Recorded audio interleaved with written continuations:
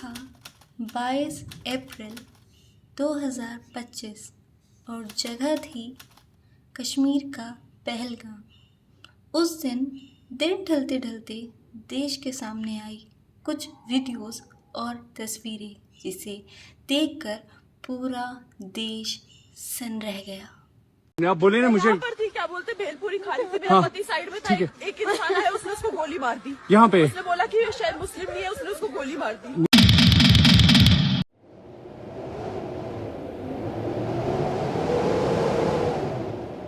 वो दिन जब शुरू हुआ था तो बाकी रोज़ के दिनों की तरह बिल्कुल एक साधारण सा दिन था और पहलगाम की बेसारन वैली जो सिर्फ 2 दिन पहले ही टूरिस्ट के लिए खोली गई थी सैलानियों से गुलजार थी। लोग अपने परिवारों के साथ समय बिता रहे थे कि तभी अचानक से कुछ लोग आते हैं और लोगों से उनके धर्म पूछना शुरू करते हैं। इससे पहले कि सैलानी कुछ समझ पाते, पूरी वैली गोलियों की आवाज़ में गूंज उठती है। लोगों को धर्म पूछकर अलग अलग 2 पंक्तियों में बांट दिया जाता है। लोगों से कलमे पढ़वाए जाते हैं, उनके कपड़े उतरवाकर उनके मुस्लिम या हिंदू होने का सबूत लिया जाता है और जो लोग मुस्लिम नहीं होने का सबूत नहीं दे पाते उनको उनकी बीवी और बच्चों के सामने ही गोली से भून दिया जाता है। क्या हुआ, इसको क्या हुआ? Please ask for help. We don't need Okay, don't worry. You okay? You need a water, sir? Sir, we'll manage. Just Huh? ask for help. Okay, you first. बचे हुए सैलानी मदद के लिए इधर उधर भागते रहते हैं, लेकिन जो बेसारन वैली है अगर उसकी आप लोकेशन देखिए तो वो ऐसी जगह है कि जहाँ पर किसी एम्बुलेंस का या किसी और चीज़ का पहुँच पाना नामुमकिन है। कई घंटों की मशक्क़त के बाद खच्चरों से घोड़ों से लोगों को ठोकर नीचे लाया जाता है। बचे हुए सैलानी और खासकर बच्चे इस वारदात से इतने भयभीत हो चुके होते हैं कि जब हमारे देश की इंडियन आर्मी उनको बचाने आती है तो वो उनको भी आतंकवादी समझ लेते हैं और रोने लग जाते हैं। हम लेके जा रही है, जा रहे हैं ना, हम लेके जा रहे हैं। देखो आके इधर, देखो इधर, वो देखो आपके लिए बिस्किट भी लाया, चॉकलेट लाया, चॉकलेट मामू के पास लेके जाएंगे।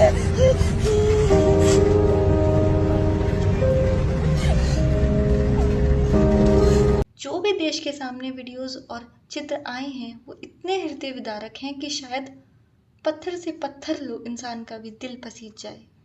इस इस्लामिस्ट टेररिस्ट अटैक में हमारे देश के 26 लोगों ने अपनी जानें गंवा दी, जिसमें मरने वाले में नेवी ऑफिसर विनय नरवाल भी शामिल थे, जिन्होंकी शादी कुछ दिन पहले ही हुई थी और वो अपनी पत्नी के साथ हनीमून पर आए थे। मरने वालों में एक आईबी ऑफिसर्स भी थे जिनकी पहचान हो चुकी है। अटैक की खबर जैसे ही देश में बाहर पहुंची तो लोगों में गुस्से का गुब्बार फूट पड़ा और पहलगाम को सुरक्षा एजेंसियों ने चारों तरफ से घेर लिया और आतंकियों की तलाश तेज कर दी। प्रथम दृष्टया सबूतों से पता चला कि जिस जगह ये टूरिस्ट कैंप चलाया जा रहा था वहाँ कैंप करने की परमिशन थी ही नहीं और इसीलिए वहाँ पर कोई भी सिक्योरिटी अवेलेबल नहीं थी। आखिर सुरक्षा एजेंसियों से इतनी बड़ी चूक कैसे हो गई, जिसका खामियाजा 26 लोगों को अपनी जान देकर गंवाना पड़ा। लेकिन लोगों में गुस्सा इस चीज़ को लेकर भी है कि इसमें लोकल भी शामिल हो सकते हैं, क्योंकि लोकल्स के सपोर्ट के बिना इतने बड़े अटैक को अंजाम देना नामुमकिन था। जहां इस बार हिंदुओं के साथ मुसलमान ने भी पूरे देश में इस घटना पर शोक जताया और कश्मीरियों ने भी इस अटैक के लिए कैंडल मार्च तक निकाली। पूरे देश में मातम का माहौल है। होम मिनिस्टर अमित शाह ने घायलों को और मृतकों के परिवारों से जाकर भेंट की और उनको दोषियों के खिलाफ सख्त से सख्त एक्शन लेने के आश्वासन दिए। इस हमले की जिम्मेदारी ली है द रेसिस्टेंस फ्रंट ने, जो कि लश्कर-ए-तैयबा का ही एक घटक माना जाता है। इस हमले के तार पाकिस्तान के आर्मी चीफ आसिफ मुनीर के अभी हाल ही के दिए हुए बयानों से जोड़कर भी देखे जा रहे हैं और कहा जा रहा है कि आसिफ मुनीर ने ही अपने उस बयान के ज़रिए आतंकवादियों को हमले को अंजाम देने के लिए एक सिग्नल दिया था। That we are different from the Hindus in every possible aspect of life. Our religion is different. Our customs are different. Our traditions are different. Our thoughts are different. Our ambitions are different. That was the foundation of the two nation theory that was laid there. That we are two nations. We are not one nation. और इसीलिए देश में पाकिस्तान के खिलाफ एक बहुत ही कठोर रुख लोगों ने अपना लिया है और लोगों में बहुत ही ज़्यादा रोष है। इस बार रोष सिर्फ देश के लोगों में नहीं है, लेकिन सरकार में भी इस हमले के अगेंस्ट काफ़ी ज़्यादा गुस्सा दिखाई दे रहा है और मोदी सरकार ने हमले के बाद पाकिस्तान के अगेंस्ट काफ़ी सख्त रुख अपनाया हुआ है। बिहार की रैली में मोदी ने अपने भाषण में देश के लोगों को ही नहीं, पूरी दुनिया के राष्ट्राध्यक्षों को एक तरह से संबोधित किया है और उनको एक मैसेज दिया है कि वो पाकिस्तान से इस हमले का बदला ज़रूर लेंगे। भारत की आत्मा पर हमला करने का दुस्साहस किया।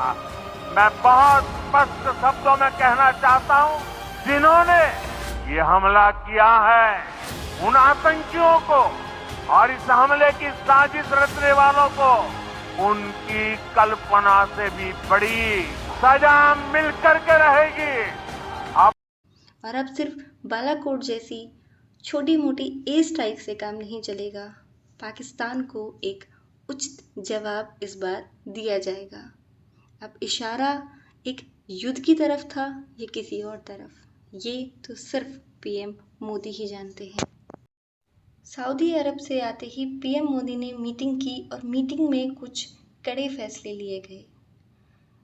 पाकिस्तान के डिप्लोमेट्स को देश से बाहर जाने के लिए बोला गया और 48 घंटों के अंदर सार्क वीज़ा पर जितने भी पाकिस्तानी नागरिक भारत के अंदर मौजूद थे उनको भारत छोड़ने के लिए बोला गया।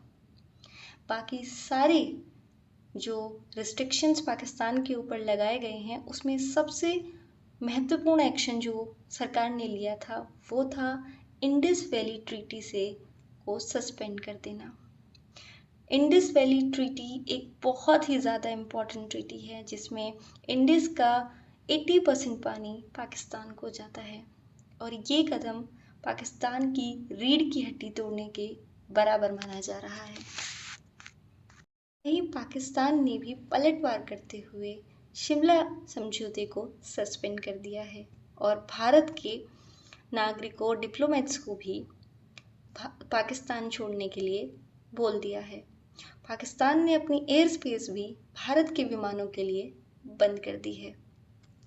इन्हीं सब गहमा गहमी और भाषणबाजी के बीच इंडियन नेवी ने भी अरेबियन ओशन में अपनी गतिविधियां तेज कर दी हैं और रेगुलर एक्सरसाइज के दौरान दागे जाने वाली मिसाइलों की रेंज भी पहले से ज़्यादा बड़ी हो गई है। कहीं ये कराची को घेरने का कोई प्लान तो नहीं है? ये तो खैर इंडियन नेवी और पीएम मोदी ही जाने। हर समय न्यूक्लियर बॉम्ब की गीदड़ भक्ति करने वाले पाकिस्तान की नींद तो पहले ही से ही सरकार के कड़े रुख से उड़ी हुई थी और बाकी की रही सही कमी इंडियन नेवी के लेटेस्ट पोस्ट से पूरी हो गई। इंडियन नेवी ने अभी एक पोस्ट किया है आईएनएस विक्रांत के साथ जिसमें उन्होंने लिखा है any time anywhere any how. अब ये कोई नॉर्मल पोस्ट है या पाकिस्तान को कोई संदेश, ये तो हम अभी नहीं कह सकते, लेकिन आने वाला समय बहुत ही क्रूशल और क्रिटिकल है। कुछ लोग बोल रहे हैं कि शायद बालाकोट की तरह इस बार भी कुछ ना हो, लेकिन शायद ये शांति तूफान से पहले की शांति है और कुछ बड़ा ज़रूर आने वाला है। तो अभी आप इस कहानी को यहाँ ख़त्म मत समझिए, कहानी यहाँ से शुरू होती है। पहलगाम अटैक की आगे की अपडेट्स जानने के लिए बने रहिए हमारे साथ गूंज पर, और आपका मन करे तो लाइक, शेयर और कमेंट भी करिए। धन्यवाद।